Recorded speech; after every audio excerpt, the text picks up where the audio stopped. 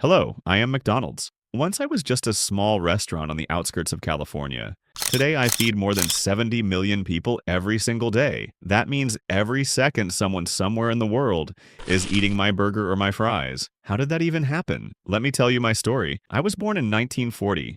I was created by two brothers, Richard McDonald and Maurice McDonald. They opened a small restaurant in San Bernardino, California. At the time, it was a typical drive-in restaurant. Waitresses brought food directly to customers sitting in their cars. The menu was large and the service was slow. That was how most American restaurants worked at the time. But the brothers didn't want to be like everyone else. After some time, they noticed something interesting. Most of their money came from only a few items: hamburgers, French fries, and drinks. So they made a radical decision.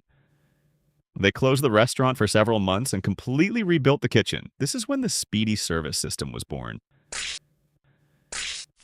The kitchen started working like an assembly line. One worker only grilled the patties, another prepared the buns, another added the sauce, and another wrapped the burger. Everything was carefully measured, standardized, and repeated exactly the same way every time. Because of this, a burger could be made in about 30 seconds. For the 1940s, that was almost unbelievable. In many ways, this was the moment modern fast food was born. And right at this moment, another person enters my story. Someone who would change everything.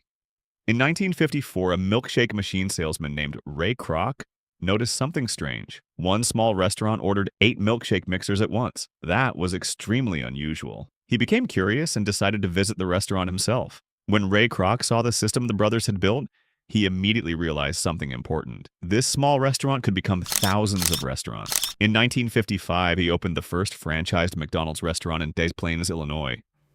He also created a company called McDonald's System, Incorporated. His strategy was simple: sell franchises, copy the brothers' system, and open new restaurants as quickly as possible. Ray Kroc wasn't just building restaurants.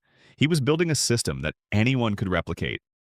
And the system worked. Today, about 95% of my restaurants operate using franchising. This means an entrepreneur opens a restaurant using my brand and my system. In return, they follow strict rules and share a portion of the revenue with me. That is how one small restaurant slowly turned into tens of thousands of restaurants around the world. By 1958, more than 100 million burgers had already been sold. For that time, this number was enormous.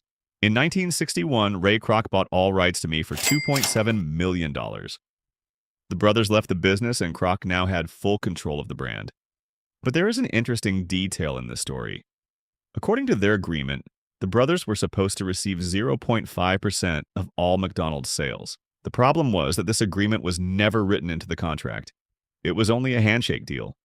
And because of that, the brothers never received that money.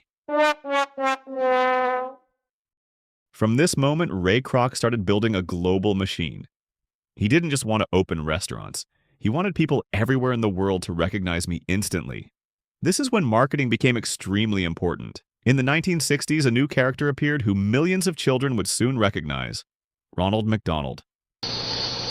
Introducing the world's newest, silliest, and hamburger-eatingest clown, Ronald McDonald. The cheerful clown became the face of the brand and helped turn McDonald's into a family restaurant. But marketing was only part of the story. I continued evolving my menu. Around this time, one of the most famous burgers in the world appeared, the Big Mac. It quickly became one of the symbols of the brand. The real expansion was still ahead. In the early 1970s, my restaurants began opening outside the United States. Locations appeared in Japan, in Europe, and in many other countries. This is when I stopped being just an American chain and became a global brand. Another idea soon changed the fast food industry again: drive-through. Now people could buy food without even leaving their cars. It seemed like a small thing. But this system dramatically increased sales and made fast food even faster.